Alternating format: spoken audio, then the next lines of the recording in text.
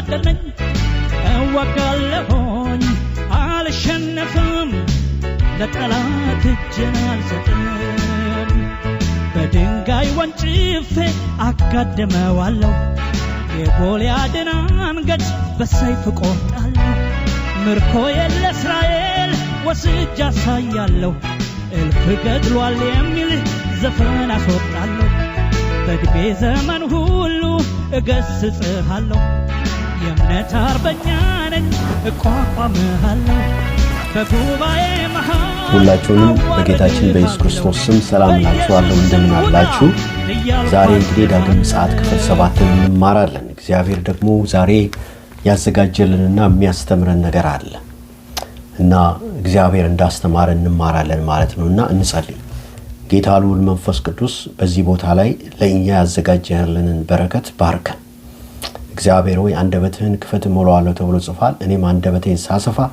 አንተ ደግሞ በቃልህ ሙላኝ በመንፈስ እሳት በኔ ላይ እለፍ ወገኖችም ይህን ቃል የሚሰሙ ደግሞ በቃሉ ውስጥ ያለውን ዕውቀት እንድትገልጽላቸውና ልባቸውን እንድትከፍት እንድትባርካቸው እኔ በጌታ በኢየሱስ ስም ጸልያለሁ ይህን ቃል የሚሰማ ሁሉ በቃሉ ልቡ ይነካ የእግዚአብሔር በረከትና ኃይል የእግዚአብሔር መንፈስ እሳት በዚህ በመጨረሻው ዘመን በልጆቹ ላይ የሚያወርደው በጌታ በኢየሱስ ስም በሚሰሙት ሰዎች ሁሉ ላይ ይሁን እግዚአብሔር ሆይ እንግዲህ በቃልህ ባርከን አስተምረን በጌታ በኢየሱስ ስም አሜን በክፍል 6 ትምህርታችን ሰፋ ባለ ሁኔታ የእግዚአብሔር ልጅ ጌታችን ኢየሱስ ክርስቶስ በማቴዎስ ወንጌል ምዕራፍ 24 ቁጥር 14 ላይ የተናገረውን ተምረናል እርሱም ደግሞ ምንድነው ለአሕዛብም ሁሉ ምስክር እንዲሆን ይህ የመንግስት ወንጌል በዓለም ሁሉ ይሰበካል በዚያን ጊዜ መጨረሻው ይሆናል ይላል ማቴዎስ ወንጌል ምዕራፍ 24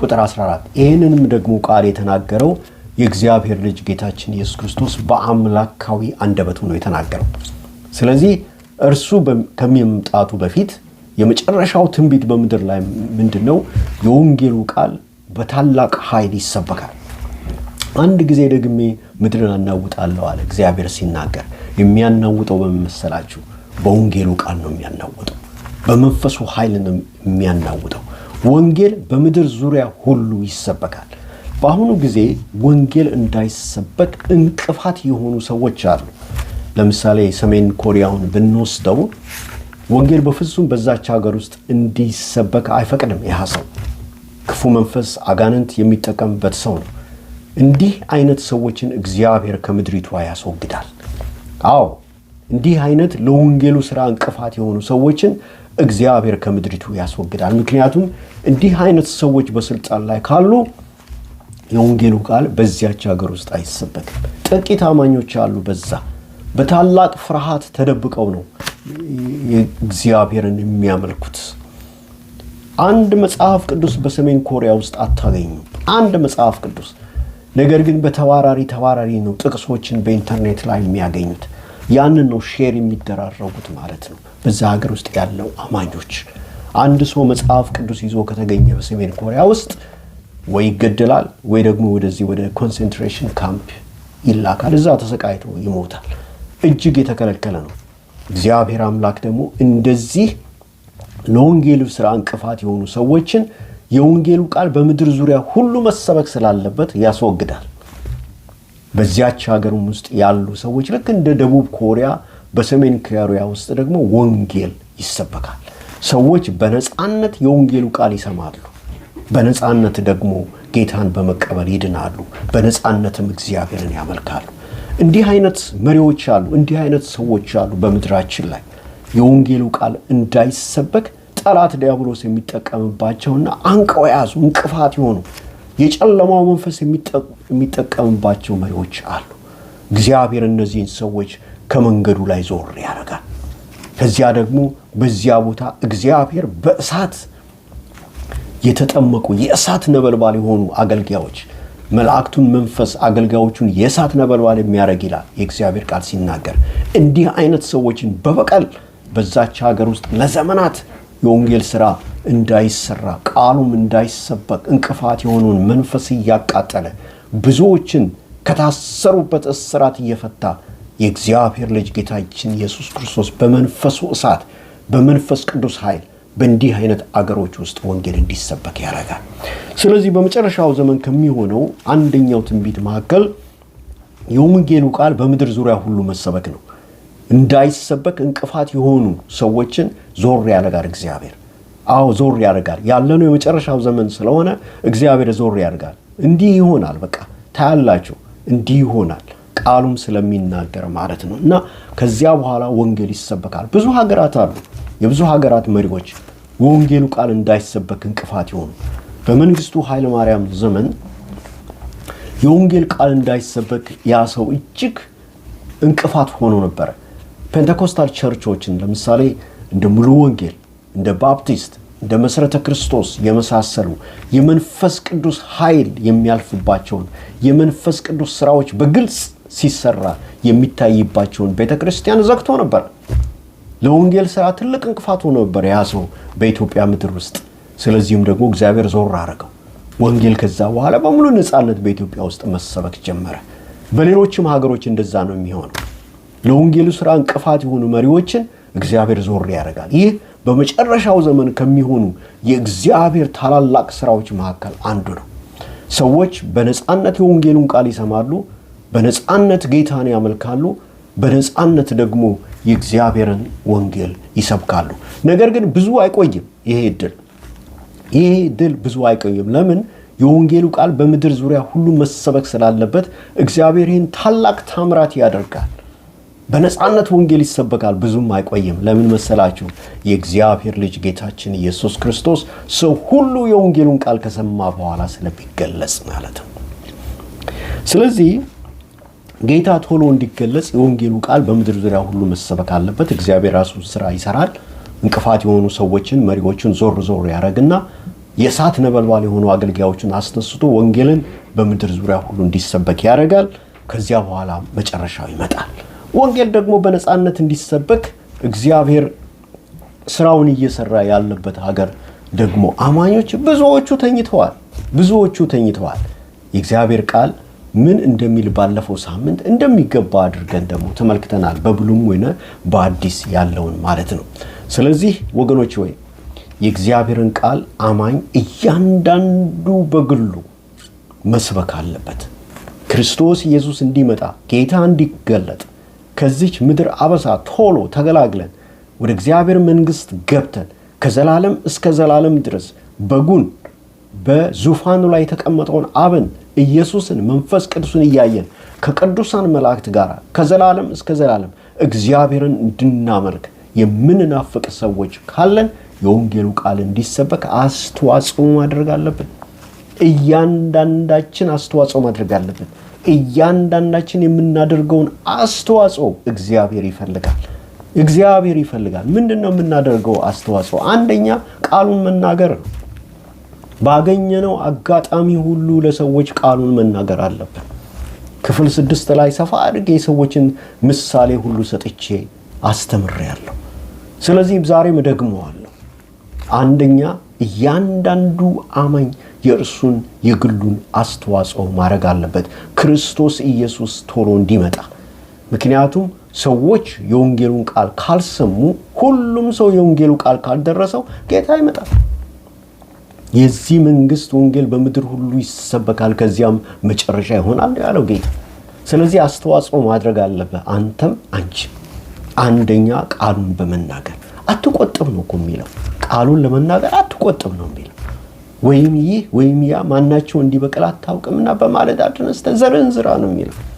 ስለዚህ ቃሉን መናገር ያስፈልጋል። በዚያ ጌታ በነበረበት ዘመን ጌታ ከሞት ከተነሳ በኋላ ማንም ሰው ሐዋርያው ጳውሎስ ጌታን ተቀብሎ ይድናል ብሎ ያመነ ሰው እንኳን ነበር። እግዚአብሔር ራሱ ነው የተገለጸለት። ሰው ሊሰብክለው ፈቃደኛ በዚያ ዘመን የሚሆን አይገኝም። አሳዳጅ ነበር፣ ነፍሰ ገዳይ ነበር፣ ቤተክርስቲያን አፍራሽ ነበር። ጌታ ግን ተገለጸለትና የመጨረሻ ማስጠንቀቂያ ሰጠው። በቃ የመጎያውን ብሮት ብትቃወም ለአንተ ይብስብሃል፣ ተጠንቀቅ አለው። ያ ለእግዚአብሔር ለሐዋርያው ጳውሎስ የሰጠው የመጨረሻውና የመጨረሻው ማስጠንቀቂያ ነበር። ልቡን ከፈተና ጌታን ተቀበለ። ከዚያ በኋላ ወንጌልን መስበክ ጀመረ ማለት ነው። ስለዚህ ወገኖች ወይ ይሄ ሰው ነው የሚድነው፣ ይሄ ሰው ነው ቀነማ መንፈስ ያለው የሚባለውን ነገር እኛ ትተን የወንጌሉን ቃል እንስበክ። እንደውም ያልጠበቅናቸው ሰዎች እግዚአብሔር ልባቸውን ነክቶ ተመልሰው እነሱ ደግሞ ታላቅ ወታደር የክርስቶስ የወንጌሉ ወታደር ሆነው እግዚአብሔርን ሊያገለግሉ ይችላሉ።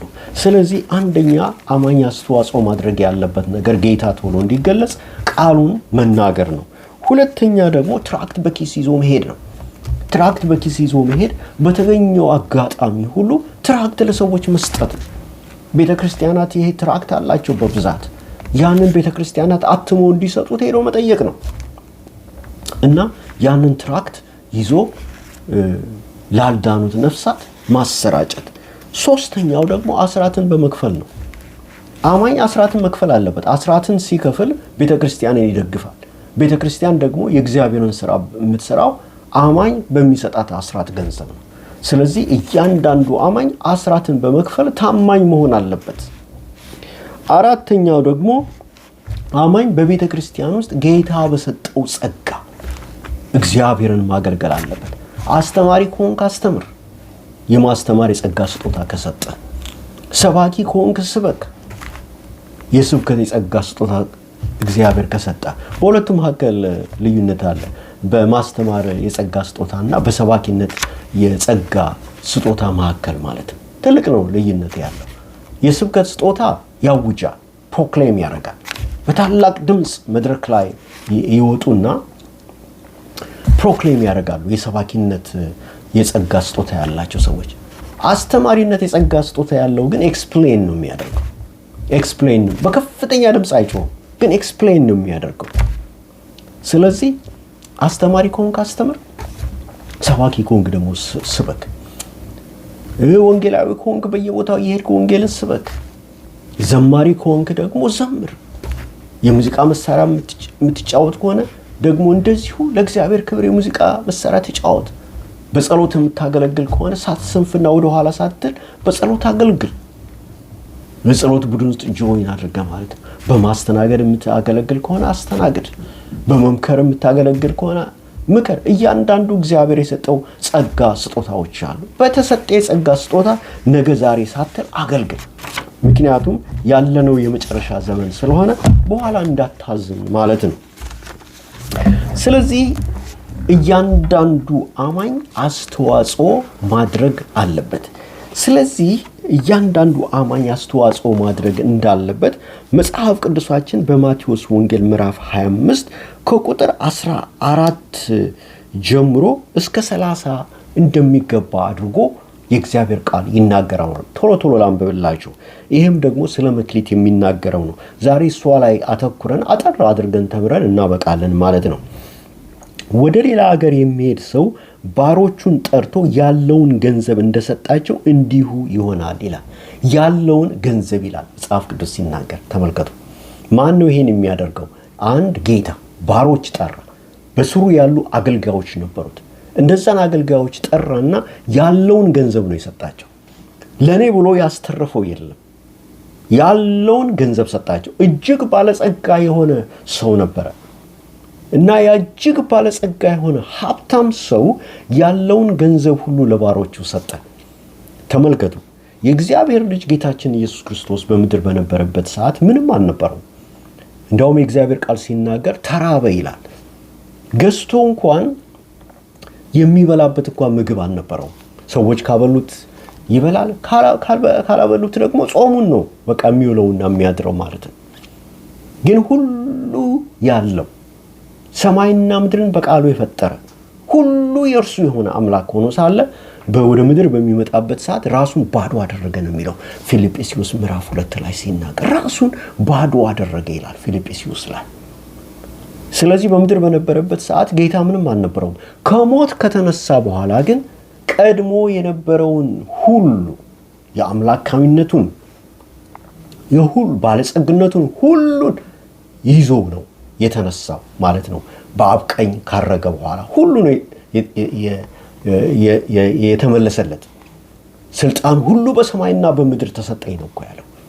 ስልጣን ሁሉ ከዚያስ እባብና ጊንጡን ትረግጡ ዘንድ በጠላትም ኃይል ሁሉ ላይ ስልጣን ሰጥቻቸዋለሁ አለ።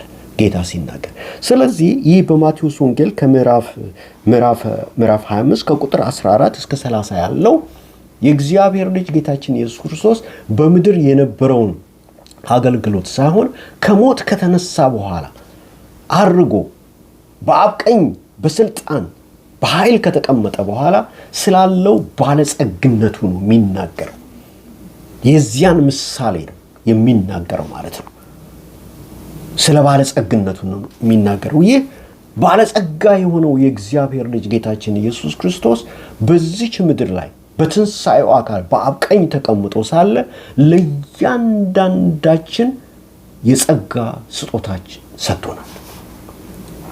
የጸጋ ስጦታ በመንፈስ ቅዱስ ሞልቶ በእሳት አጥምቆን ለእያንዳንዳችን የጸጋ ስጦታ ሰጥቶናል። እግዚአብሔር ሰውን ለማዳን የመጨረሻውን ስጦታ ነው የሰጠን። ያም ስጦታ አንድያ ልጁ ነው። ከዚያ በላይ እግዚአብሔር ስጦታ ስለሌለው ሰውን ለማዳን የመጨረሻውን ስጦታ አንድያ ልጁን ሰጠንና ከዘላለም ሞት አዳነን። በመስቀል ላይ ተሰቅሎ የሞት ዕዳችንን ከፍሎ ከሞት ዕዳ ተጠያቂነት ነፃ አወጣ።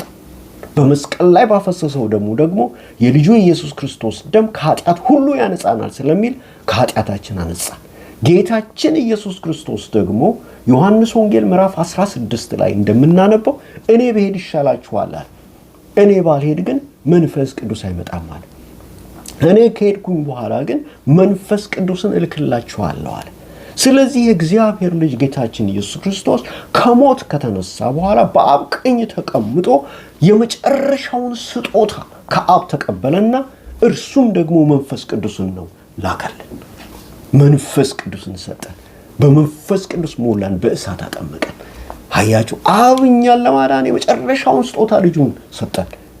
ጌታ ኢየሱስ ደግሞ የወንጌሉን ቃል በታላቅ ኃይል ሰይጣንን ከእግራችን በታች በኢየሱስ ስምና ስልጣን እየረገጥን በመንፈስ ኃይል ወንጌልን በታላቅ ኃይል እንድንሰብክ የመጨረሻውን ስጦታ ደግሞ ጌታ ኢየሱስ ክርስቶስ እርሱም ደግሞ መንፈስ ቅዱስን ሰጠ። ስለዚህ በዚህ ቦታ ላይ ስለ መክሊት በሚናገርበት ሰዓት እግዚአብሔር እንደ ባለጸግነቱ መጠን ነው በትንሣኤው አካል ይሄንን ታላቅ ሀብት መንፈሳዊ ሀብት በሰማያዊ ስፍራ በመንፈሳዊ በረከት የባረከን ይላል። ኤፌሶን ላይ ሲናገር የባረከን ይላል። አያችሁ፣ ስለ ምድራዊ በረከት አይደለም በዚህ ቦታ ላይ የሚናገረው። ኢየሱስ ከሞት ከተነሳ በኋላ በመንፈሳዊ ባርኮት ባረከን ነው የሚለው። ይሄ የመጨረሻውንና ታላቁን በረከት መንፈሳዊ በረከት ነው እግዚአብሔር የሰጠን። አያችሁ፣ ባለጸጋ ስለሆነ እግዚአብሔር ማለት ነው። እና በዚህ ቦታ ላይ ማቴዎስ ወንጌል ምዕራፍ 25 ከቁጥር 14 እስከ 30 የእግዚአብሔር ልጅ ጌታ ኢየሱስ በምድር የነበረበትን ሁኔታ ሳይሆን ከሞት ከተነሳ በኋላ ሊሆን ስላለው ነገር ነው ጌታችን ኢየሱስ ክርስቶስ ይናገር የነበረው ማለት ነው። ስለ ራሱ ነው የሚናገረው የነበረው በምሳሌ። እና ወደ ሌላ ሀገር የሚሄድ ሰው ጌታ ሊሄድ ነው፣ በቃ ከምድር ሊሄድ ነው። ስለ ራሱ ነው የሚናገረው። ወደ ሌላ ሀገር የሚሄድ ሰው ባሮቹን ጠርቶ አገልጋዮቹን ያለውን ገንዘብ እንደሰጣቸው የመጨረሻውን ያለውን ገንዘብ ሀብቱን ለኔ ብሎ ምንም ሳያስቀር ሰጣቸው እንዲያገለግሉበት እንዲሆናል። ለእያንዳንዱ እንዳቅሙ ለእያንዳንዱ እንዳቅሙ ለአንዱ 5 መክሊት፣ ለአንዱ 2፣ ለአንዱም 1 ሰጠና ወደ ሌላ ሀገር ወዲያው ሄደ። ደርሷል። ጌታችን ኢየሱስ ክርስቶስ ይህን ከተናገረ በኋላ ቶሎ ከምድር ላይ እንደሚሄድ 5 መክሊትም የተቀበለው ሄዶ ነገረበት፣ ሌላም 5 አተረፈ። እንዲሁም 2 የተቀበለው ሌላ 2 አተረፈ። 1 የተቀበለው ግን ሄዶ ምድርን ቆፈረና፣ አስተውሉ እዚህ ላይ ምድርን ቆፈረና የጌታውን ገንዘብ ቀበረ። ምን ማለት እንደሆነ እንመለከታለን። ከብዙ ዘመንም በኋላ የነዚያ ባሮች ጌታ መጣና ተቆጣጠራቸው። 5 መክሊት የተቀበለውም ቀረበና ሌላ 5 መክሊት አስረክቦ ጌታው 5 መክሊት ሰጥተኸኝ ነበር፣ ነው ሌላ 5 መክሊት አተረፍኩበት አለ። ጌታውን መልካም አንተ በጎ ታማኝም ባሪያ በጥቂቱ ታምነሃል በብዙ ሾመሃለሁ ወደ ጌታ ደስታ ግባ አለው። 2 መክሊትም የተቀበለው ደግሞ ቀርቦ ጌታ 2 መክሊት ሰጥተኸኝ ነበር፣ እነሆ ሌላ 2 መክሊት አተረፍሁበት አለ። ጌታውም መልካም አንተ በጎ ታማኝም ባሪያ በጥቂቱ ታምነሃል በብዙ ሾመሃለሁ ወደ ጌታ ደስታ ግባ አለው። 1 መክሊትም የተቀበለው ደግሞ ቀርቦ ጌታ ሆይ ካልዘራህበት የምታጭድ ካልበተነህባት የምትሰበስብ ጨካኝ ሰው መሆንን አውቃለሁ። ፈራሁም፣ ሄጄ መክሊትን በምድር ቀበርሁት፣ እነሆ መክሊትህ አለህ አለ። ጌታውም መልሶ እንዲህ አለው፣ አንተ ክፉና ሐኬተኛ ባሪያ፣ ካልዘራሁባት እንዳጭድ ካልበተንሁባትም እንድሰበስብ ታውቃለህን? ስለዚህ ገንዘቤን ለለዋጮች አደራ ልትሰጠው በተገባህ ነበር። እኔም መጥቼ ያለኝን ከትርፉ ጋር ወስደው ነበር። ስለዚህ መክሊቱን እሰዱበት፣ 10 መክሊትም ላለው ስጡት፣ ላለው ሁሉ ይሰጠዋልና ይበዛለትማል፣ ከሌለው ግን ያው ያለው እንኳ ይወሰድበታል። የማይጠቅመውንም ባሪያ በውጭ ወዳለው ጨለማ አውጡት፣ በዚያ ልቅሶና ጥርስ ማፋጨት ይሆናል። አያችሁ፣ ይህ ባለጸጋ ሰው 3 ባሮቹን ጠራ እና ለእያንዳንዳቸው እንዳቅማቸው መክሊት ሰጣቸው። ለአንደኛው 5 መክሊት፣ ለአንደኛው ደግሞ 2 መክሊት፣ ለአንደኛው ደግሞ 1 መክሊት ሰጠ። ሂዱ አትርፉበት አላቸው። ስመለስ ከነትርፉ ትሰጡኛላችሁ፣ ሂዱ አትርፉበት። 1 መክሊት ማለት በዚያ ዘመን 34.2 ኪሎ ግራም ወርቅ ወይንም ደግሞ 34200 ግራም ወርቅ ነው። በዚያን ዘመን የነበሩ ሰዎች ከበድ ያለ ነገር ለመገበያየት ሲፈልጉ፣ ለምሳሌ መሬት ለመግዛት በሚፈልጉበት ሰዓት ብር ወይንም ወርቅ ያመጡና ይመዝናሉ። ከዛ በኋላ በዚያ ነበር ይለዋወጡ የነበሩት። አነስ ያለ ከሆነ ግን ወይ ስታቴር ወይንም ደግሞ ዲናር ይጠቀሙ ነበር። ከበድ ያለ ግን በሚሆንበት ሰዓት በወርቅና በአልማዝ ነበር ይገበያዩ የነበሩት ማለት ነው። ዋጋው እጅግ ብዙ የሚያወጣ ማለት ነው። ይህም ባለጸጋ ጌታ ሀብታም ስለሆነ ስለዚህ ለ3ቱ ባለሟሎች ጠርቶ እንደየአቅማቸው ለአንዱ 5 መክሊት፣ ለአንዱ 2 መክሊትና ለአንዱ 1 መክሊት ሰጠ። አስቀድመን እንደተነጋገርነው ጌታ ኢየሱስ ክርስቶስ በትንሣኤው አካል አገልጋዮቹን እንዴት አድርጎ ለእያንዳንዱ እንዳቅማቸው የጸጋ ስጦታዎችን ከአደራ ጋር እንደሚሰጥ የመጨረሻውን ታላቁን የመንፈስ ቅዱስን የጸጋ ስጦታ እንደሚሰጥ የሚያመለክት ምሳሌያዊ አነጋገር ነው። አያችሁ 1 መክሊት 34.2 ግራም ኪሎ ግራም 1 መክሊት 34.2 ኪሎ ግራም ወይንም ደግሞ 34200 ግራም ይኸውላችሁ። 5 መክሊት ደግሞ 171 ኪሎ ግራም ነው ወይንም ደግሞ 171,000 ግራም ወርቅ ነው። 2 መክሊት ደግሞ 68.4 ኪሎ ግራም ወይንም ደግሞ 68,400 ግራም ነው። 1 መክሊት በዚያን ጊዜ አንድ ሰው የህይወት ዘመኑን ሁሉ እንኳን ቢደክምና ቢሰራ ሊያገኘው የማይችል ሀብት ነው 1 መክሊት። ይህም ደግሞ 34,200 ግራም ስለሚሆን ወርቅ ዋጋ ያለው ስለሚሆን ማለት ነው። ስለዚህ ይህ ባለጸጋ ሀብታም ስለነበረ እንደዚህ ለ3 ባለሟሎች እንደዚህ እጅግ ብዙ የሆነ ሀብትን ሰጣቸው ማለት ነው። አሁን 1 መክሊት 34.2 ኪሎ ግራም ነው። በአሁኑ ጊዜ እንግዲህ ይሄ 34,200 ግራም ወርቅ በአሁኑ ጊዜ በዚህ በጃንዋሪ 2026 ማለት ነው 5,432,029 ዶላር የሚያወጣ ሀብት ነው ማለት ነው። አንድ መክሊት ወርቅ ብቻው 34.2 ኪሎ ግራም ወይንም 34,200 ግራም ይሆናል። በዚህ በአሁኑ ወቅት 5,432,029 ብር ማለት 5,432,029 ዶላር የአሜሪካን ዶላር የሚያወጣ ነው። 2 መክሊት ደግሞ የተቀበለው 68.4 ኪሎ ግራም ወይንም ደግሞ 68,400 ግራም ነው። 400 ግራም ወርቅ ነው። ይህ ደግሞ በአሁኑ ወቅት ባለው ገበያ ሲተመን 10 $921,554 የአሜሪካን ዶላር። 5 መክሊት ደግሞ የተቀበለው ሰው 171 ኪሎ ግራም ወይንም ደግሞ 171,000 ግራም ወርቅ ዋጋ ያለው ነው የተቀበለው። ይህም ደግሞ በአሁኑ በጃንዋሪ 2026 የወርቅ ተመን የዶላር መጠን ሲሰላ ይሄ 171,000 ግራም ወይንም ደግሞ 171 ኪሎ ግራም ወርቅ 27,303,885 ዶላር የሚያወጣ ነው ማለት ነው። እንግዲህ ያ ባለጸጋ ሰው እንደዚህ ትልቅ ሀብት ሰጠና ለእያንዳንዳቸው እንዳቅማቸው ነግዱበት አላቸው። ያ እንግዲህ 5 መክሊት ወይንም 171 ኪሎ ግራም ወይንም ደግሞ 27,303,885 ዶላር የተቀበለው ወጣና ነገደበት። ጎበዝ ነው፣ ጀግና ነው። ነገደበት፣ አተረፈ። ሌላ አተረፈና ሌላ 5 መክሊት አመጣ ማለት ነው።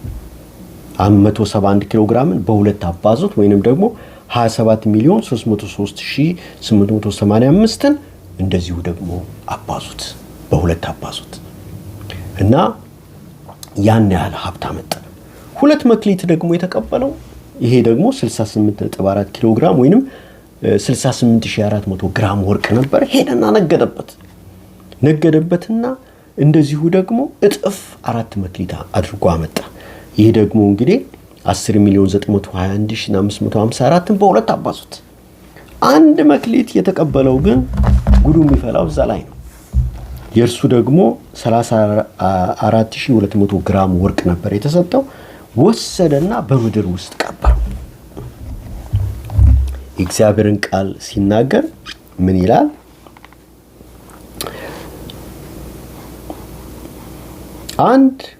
ማቴዎስ 25 ቁጥር 18 ላይ 1 የተቀበለው ግን ሄዶ ምድርን ቆፈረና የጌታውን ገንዘብ ቀበረ ይላል። ምድርን ቆፈረ። የእግዚአብሔር ቃል ሲናገር ምድርን ቆፈረ ነው የሚለው። ይገርማል። ምድርን ቆፈረና የእግዚአብሔርን ቃል ስናነብ 1 የተቀበለው ግን ማቴዎስ 25 ቁጥር 18 ላይ 1 የተቀበለው ግን ሄዶ ምድርን ቆፈረና የጌታውን ገንዘብ ቀበረ ይላል። ምድርን ቆፈረና የጌታውን ገንዘብ ቀፈረ የሚለው። ዛሬ ታውቃላችሁ ብዙ ሰዎች የጸጋ ስጦታቸውን ዓለም ውስጥ ቀብረዋታል። ምድርን ቆፈረ ማለት ዓለም ውስጥ የጸጋ ስጦታቸውን ቀበረው ማለት ነው። ዓለም ውስጥ ቀበረ። በቃ እግዚአብሔር የማስተማር የጸጋ ስጦታ ሰጥቶት ይሆናል። ያንን ወደ ምን ይለውጠዋል መሰላችሁ? ወይ ሞቲቬሽናል ስፒከር ይሆናል። አንድ ሰው በጣም አውቃለሁ፣ በጣም ስሙን መጥራት ስለማልፈልግ ነው፣ በኢትዮጵያኖች አካባቢ በቃ እሱ ሲያስተምር የወንጌሉን ቃል ከ15 ዓመት በፊት ለማስተማር መድረክ ላይ በሚቆሙበት ሰዓት እሱ የሚያስተምረውን ነገር ለመስማት ሰዎች ልባቸውንና አፋቸውን ከፍተው ይቀመጡ ነበር። እግዚአብሔር በጣም የተለየ ጸጋ የሰጠው ነበር። በዓለም አቀፍ ደረጃ ኢትዮጵያ ውስጥ ነው የሚኖረው፣ ግን በመላው ዓለም እየዞረ ይሰብክ ነበር። ዛሬ ያ ሰው ሞቲቬሽናል ስፒከር ሆኖ ቁጭ ብሏል። በጣም ያሳዝነኛል ስለዛ ሰው። ያ የተሰጠውን የማስተማር የጸጋን ስጦታ ወሰደና ምድር ውስጥ ቀበረው። ያሳዝናል። እግዚአብሔር የንስሐ ልብ ሰጥቶት ይመለስና የተሰጠውን የማስተማር የጸጋ ስጦታ እንደገና ለእግዚአብሔር ክብር ያውል። ሌላው የማስተማር ስጦታ የተሰጠው ሰው ሊኖር ይችላል። ምን ይሆናል መሰላችሁ? ወይ ፖለቲካል አናሊስት ይሆናል። በቃ ፖለቲካል አናሊስት ይሆናል። እንደዚህ እግዚአብሔር የሰጣቸውን የጸጋ ስጦታ ወስደው ምድርን ቆፍሮ የሚቀብሩ፣ በቃ በዓለም ውስጥ ያንን እግዚአብሔር የሰጣቸውን የጸጋ ስጦታ የሚያውሉት ሰዎች አሉ። ምድርን ቆፈረና ቀበረው ማለት ያ ነው። እግዚአብሔር የሰጣቸውን የጸጋ ስጦታ ለእግዚአብሔር ክብር እንደመዋል ለዓለም አውለውታል። ዘማሪ ደግሞ የሆነ ሰው ሊሆን ይችላል። እግዚአብሔር አምላክ ያንን የጸጋ ስጦታ ሰጥቷል ለእግዚአብሔር ክብር እንዲዘምር። የማይረባ እንጉርጉሮ ይዘፍንበታል። ታውቃላችሁ? በፊት ወይ ጌታን የሚያገለግል ይሆናል። አሁን ዞር ብሎ እንደገና ደግሞ እንጉርጉሮ ውስጥ ገብቷል። በቃ ዘፈን ውስጥ ገብቷል። የሙዚቃ መሳሪያ መጫወት እግዚአብሔር የጸጋ ስጦታ የሰጠው ካለ እንዲህ አይነት ሰዎች ወገኖች እንደገና ተመልሰው እግዚአብሔርን ማገልገል አለባቸው። ጉድ ሳይፈላ ወስዶ ምድሩን ቆፈረና ቀበረው ማለት ያ ነው። እግዚአብሔር የሰጠውን የጸጋ ስጦታ ለእግዚአብሔር ክብር መጠቀም ሲገባው ነገር ግን ለዓለም አውሎታል። ስለዚህ እንዲህ አይነት ሰዎች መጠንቀቅ አለባቸው። ወዲያውኑ ንስሐ ገብተው ተመልሰው እግዚአብሔር ይቅር ባይ አምላክ ስለሆነ ማለት ነው ጌታን ማገልገል አለባቸው። ወገኖች ሆይ ጌታ ያንን ሰው ምንድነው ያለው? የእግዚአብሔርን ቃል በመናነብበት ሰዓት ሁሉንም አንተ በጎኝ አማኝ ባሪያ በጥቂቱ ታምናል በብዙ ሾምሃለሁ አላቸው። 5ም 2ም መክሊት የተቀበለው ማለት ነው።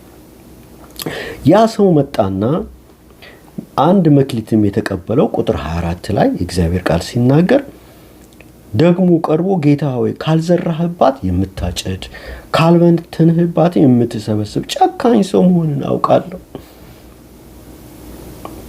ፈራው፣ ሄጄ መክሊትን በምድር ቀበርሁት፣ እነሆ መክሊትህ አለው። ፈራው፣ ከዛ ወሰድኩና መክሊቴን በምድር ውስጥ ቀበርኳት አለ። እስቲ ብር ውሰዱና ወይ ወርቅ ውሰዱና ምድር ውስጥ ቀበሩት። ከ10 ዓመት በኋላ ሂዱና ቆፍራችሁ አውጡት። ምን ሆኖ ነው የምታገኙት? ዝጎ ነው የምታገኙት። ብርማ ቀብራችሁ ከሆነ በላስቲክ በምን ጠቅልላችሁ ቀብራችሁት ከሆነ ከጥቅም ውጭ ነው የሚሆነው ብሩ። በቃ ወይ በትል ተበልቷል ወይ ሻክቷል። እግዚአብሔር የሰጠውን የጸጋ ስጦታ ወሰደና ያ ሰው በዓለም ውስጥ ቀበረው። ከዛ ጌታ በሚመጣበት ሰዓት ከምድር ቆፍሮ ሲያወጣው የዛገ ነው፣ በትል የተበላ ነው፣ ለምንም የሚጠቅም አልሆነም።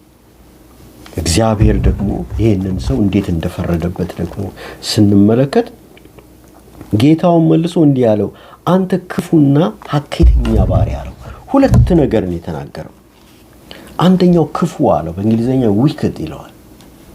ክፉ he's wicked ከተባለ በቃ ያ ሰው ክፉ ነው ማለት ነው፣ ተንኮለኛ ነው ማለት ነው። ሁለተኛ ደግሞ ሐኬተኛ ይለዋል፣ በእንግሊዘኛው ስላትፉል ይለዋል። ይሄ ስላትፉል የሚለው ትርጉሙ አንደኛው ሰነፍ ወይንም ሌዚ ማለት ነው። ሁለተኛው ደግሞ ኬርለስ ወይንም ደግሞ ቸልተኛ ማለት ነው። ስለዚህ ያ ሰው ክፉ ነበር፣ እንደገና ደግሞ ስላትፉል ወይንም ደግሞ ሰነፍና ቸልተኛ ነበር። በቃ ትልቅ የጸጋ ስጦታ እንዳቅሙ ሰጥቶት እግዚአብሔር ወሰደና ዓለም ውስጥ ቀበረ።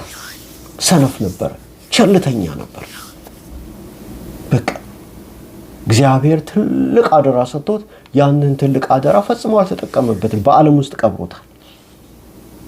የዘማሪነት ቅባት ካለው ዓለም ውስጥ እንጉርጉሮ ማሲንቆ ለመምታት አውሎታል። የሰባኪነት ስጦታ ካለው ሞቲቬሽናል ስፒከር ሆኗል። የማስተማር ስጦታ ካለው ወይ ፖለቲካል አናሊስት ሆናል፣ ወይንም ደግሞ ሌላ የማህበራዊ ጉዳይ ተንታኝ ሆነና ወይንም ደግሞ ፈላስፋ አድርጎ ራሱን አቅርቦ ቁጭ ብሏል። ጌታ በሚመጣበት ሰዓት የጸጋ ስጦታውን እግዚአብሔር የሰጠውን ስላልተጠቀመበት ዝጓል። እግዚአብሔርም ደግሞ እንዴት እንደፈረደበት በዚህ ሰው ስትመለከቱ የእግዚአብሔርን ቁጣ ታያላችሁ። እንደዚህ ያለ የማይጠቅመውንም ባሪያ በውጭ ወዳለው ጨለማ አውጡት ይላል። የመጨረሻው ፍርድ ተፈረደበት። ይህም ደግሞ የሲኦል ፍርድ ነው። በዚያ ልቅሶና ጥርስ ማፋጨት ይሆናል። ጨለማ ያለው ሲኦል ነው፣ ልቅሶና ጥርስ ማፋጨት ያለው ሲኦል ነው። ስለዚህ የጸጋ ስጦታውን ደብቆ በምድር ውስጥ ቀብሮት፣ በዓለም ውስጥ ቀብሮት ሳይጠቀምበት በንዝህላልነት በቸልተኝነት የምድር ዘመኑን አብቅቶ ድንገት ደግሞ ንስሐ ሳይገባ ዲያብሎስ ገሎት ከዚች ምድር ካለፈ በኋላ ምህረት ያገኛል ብላችሁ አታስቡ። ይኸው እግዚአብሔርም ቃል ሲናገር ምህረት አያገኝም አለ። በቃ በጨለማው ገደል ወደ ሲኦል ልቅሶና ጥርስ ማፋጨት ወዳለበት ይጣላል አለ። ስለዚህ ወገኖች ያለነው የመጨረሻ ዘመን ነው። ጌታችን ኢየሱስ ክርስቶስ ሊገለጽ ቀርቧል። እያንዳንዳችን አስተዋጽኦ ማድረግ አለብን። ጌታ እንዲገለጽ የወንጌሉ ቃል መሰበክ አለበት አለ እግዚአብሔር ሲናገር። ለዚያ ደግሞ መላእክትን አይደለም እኮ የሚጠቀሙ። መላእክትን ቢጠቀም ኖሮ በአንድ ደቂቃ ውስጥ ምድር ሁሉ በወንጌሉ ቃል ተናውጣ የሚቀበል ይቀበላል፣ የማይቀበለው አይቀበልም፣ ጌታ ይገለጽ ነበር። ግን እኛን ደካሞችን ሊጠቀም እግዚአብሔር የፈለገው። ስለዚህ አንተም ተመርጠሃል በእግዚአብሔር ፊት የከበረ ዕቃም ሆነ ተመርጠሃል። የመንፈስ ቅዱስን ሙላት አግኝተሃል። በልሳን ትናገራለህ። በእሳትም እግዚአብሔር አጥምቆሃል። የእግዚአብሔር ትልቅ የከበረ መክሊት በውስጥ ተቀምጧል። በመንፈስ ቅዱስ የጸጋ ስጦታ ተቀምጧል። ያን ካልተጠቀምክበት ጌታ ድንገት ወደ አንተ ይመጣል። የዛገ ነው፣ በቃ የተበላሸ ነው። በምድር ውስጥ ቀብረዋል፣ በዓለም ውስጥ ቀብረዋል። አንድ ቀንም ወንጌል ሰብከህ አታውቅም፣ ግን የማስተማር ጸጋ ስጦታ አለ። አንድ ቀንም ሰው ወደ ክርስቶስ ኢየሱስ አምጥተህ አታውቅም። የጸጋ ስጦታን በምድር ውስጥ በዓለም ውስጥ ቀብረዋል። ለእግዚአብሔር ክብር ማውረስ ሲገባ፣ ነገር ግን በዓለም ውስጥ እንዲሁ በዋዛ ፈዛዛ እየተመላለስክ ዘመንህ አልቆ በጌታ ዘንድ ያ ነገር እጅግ የሚያሳዝን ሆኖ የዘላለምን ሕይወት እንዳታጣ ንስሐ ገባና ተመለስ። ሞቲቬሽናል ስፒከር ይሆንከውም ተመለስ። የተሰጠ የማስተማር ጸጋ ስጦታ ሞቲቬሽናል ስፒከር እንድትሆን አይደለም፣ ወይንም ፖለቲካል አናሊስት እንድትሆን አይደለም፣ ወይንም ፈላስፋ እና ተንታኝ ስለ ማህበራዊ ጉዳዮች እንድትሆን አይደለም። በቃ ለወንጌሉ ቃል ነው የማስተማር ጸጋ ስጦታ የተሰጠ፣ ተጠቀምበት። ዘማሪውም እንደዛው። ወገኖች ሆይ ጌታ ሊገለጽ ቀርቧል። የመገለጫው ሰዓት ቀርቧል። ግን የወንጌሉ ቃል በምድር ዙሪያ ሁሉ ለሰዎች እንዲሰበክ ወዶ ለዚያ ነው ከታላቅ ፍቅሩ የተነሳ ጌታ የዘገየው። ለወንጌሉ ቃል ደግሞ መሰበክ አስተዋጽኦ የሚጠበቀው ካንተም ከኔም ካንቺም ከሁላችንም። ለዚያ ደግሞ በውስጥ እግዚአብሔር የሰጠውን የጸጋ ስጦታ አውጣና ተጠቀምበት። ጊዜ የለህም እኮ። ጊዜ ያለ ይመስላል፣ ጊዜ ያለሽ ይመስልሻል። ስለ ነገ ነው የምታስቢው። ነገ በእግዚአብሔር እጅ ነው ያለው። ዛሬ ምን እንደምትሆን አታውቀው። ስለዚህ ጉድ ሳይፈላ እግዚአብሔር በውስጥ ያስቀመጠውን የጸጋ ስጦታ ነገ ዛሬ ሳትል ተጠቀምበት። ያን ጊዜ በጌታ ፊት ሞገስን ታገኛለህ። ኢየሱስ ክርስቶስ የተባረከና የተመሰገነ ይሁን። እንግዲህ የሚቀጥለው ሳምንት ጌታ ከመጣ በኋላ በምድር ላይ ስለሚሆነው ነገር እንዲሁም ደግሞ በቅዱሳን ሕይወት ስለሚሆነው ነገር እንመለከታለን ማለት ነው። ሜይንሊ ስለ ራፕቸር ነው በሚቀጥለው ሳምንት የምናየው። ጌታ ይባርካችሁ። በጣም ወዳችኋለሁ። ይህን ትምህርት ሌላው ሼር አድርጉ። እሺ ሼር አድርጉ። ጌታ ይባርካችሁ።